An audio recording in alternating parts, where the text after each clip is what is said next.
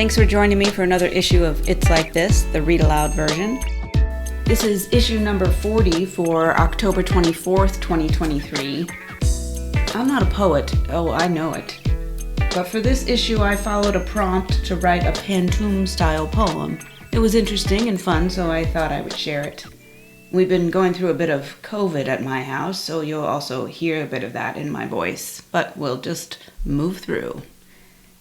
Here we go with House Rules. I turn off the water and push the gooseneck faucet to the right, standing at the double stainless steel sink in my kitchen.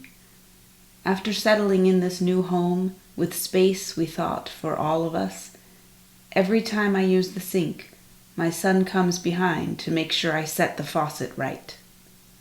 Standing at the double stainless steel sink in my kitchen, weary of his surveillance, but resigned. I know my son will come behind to make sure I set the faucet right. His compulsions become mine. Weary of his surveillance, but resigned, I wipe the counter behind the sink again. His comforts become mine. I dry my hand and fix the towel where it hangs, just so. I wipe the counter behind the sink again. In this new home, there's enough space, I think, for all of us. I dry my hands and fix the towel for him where it hangs, just so. And I push the gooseneck faucet to the right. You can stop here if you want and go about your day, and thank you for listening. But if you want to know a bit more about how this poem came to be, it's like this. For nerds like me, it doesn't feel complete to send out this poem without explanation. I enjoy geeking out over the creative process, and I think this poem is better when you know a bit about the structure. In school, I actually liked digging into the analysis of literature and scenes and sentences, and when I see a prompt with concrete rules, I'm intrigued by the puzzle to create art within those boundaries. I've never really studied poetry.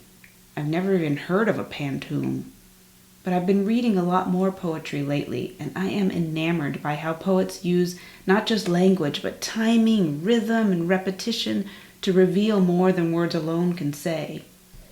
This poem came out of a prompt on the Substack Poetry Unbound. Thanks to Zena for sharing that on Substack Notes. The prompt asked for 8 distinct descriptive lines to capture something very ordinary in your life. These 8 lines are then shaped into a repetitive pantoum form. In a pantoum, the lines are repeated in a certain order. Traditionally, these lines are repeated exactly, but there is some room in the modern English form to play with slight variations.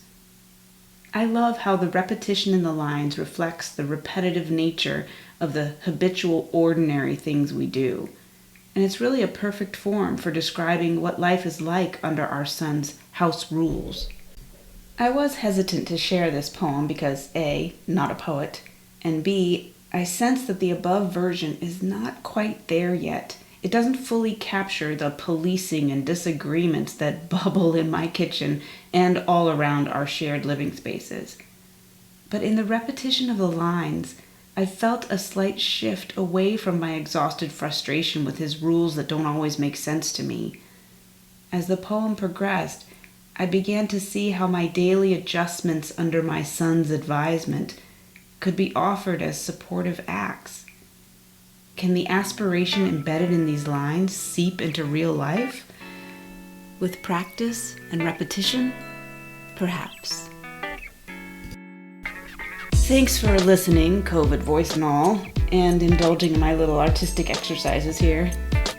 I hope you're finding some peace, comfort, and creative joy within your ordinary worlds, too.